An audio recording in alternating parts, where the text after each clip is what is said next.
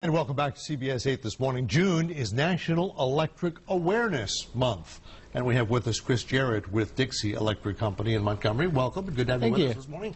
What are some of the common problems that homeowners cause by trying to do things themselves? Well, one of the major things we run into that's easily preventable is the overuse of extension cords, multiple power strips. Again, the extension cords specifically are temporary devices that people tend to think of permanently, and it can be very dangerous. The strips generally have a fuse in them, don't they? Well, it's similar to a fuse. It's a surge protector, and they are designed to be left there on a semi-permanent basis. But again, just like any other electrical appliance or device, they do need to be checked periodically. Do you come across homeowners who, well, the fuse keeps blowing, I'll just put in a bigger fuse? All the time, and that's What's wrong with that?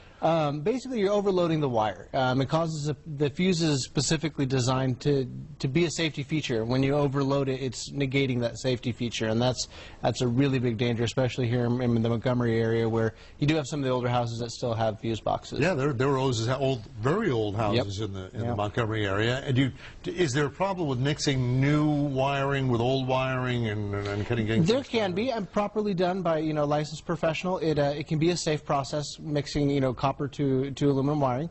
But again, it's something that should be checked by a professional and can be dangerous if improperly done. I had to replace an entire fuse box once. This is about a year or two ago, and that was great, and it was expensive, but it was it needed to be done. And then I found with the new fuse boxes, they were more sensitive, and all of a sudden inside the house I couldn't have certain things on at the same time. Yeah, it can be a little bit of a nuisance, but they are designed to protect you. And today's average home, the kitchen uses more electricity than an entire home did in 1960. Wow. So the demand we put on our devices is substantially greater. So it can be a little bit more of a nuisance, but it is smoke detectors, first and foremost. Yeah. Check your smoke detectors. Walk around your house, put the back of your hand on outlets.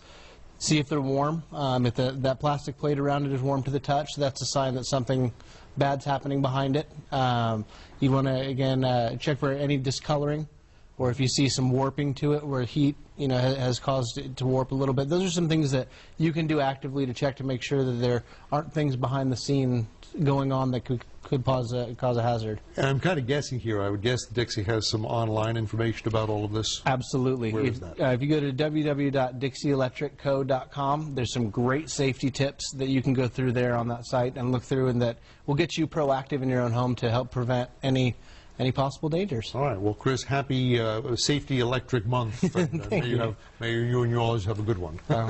And just in celebration of that, we are offering members of the River Region a free safety inspection. We're giving away 104 of them.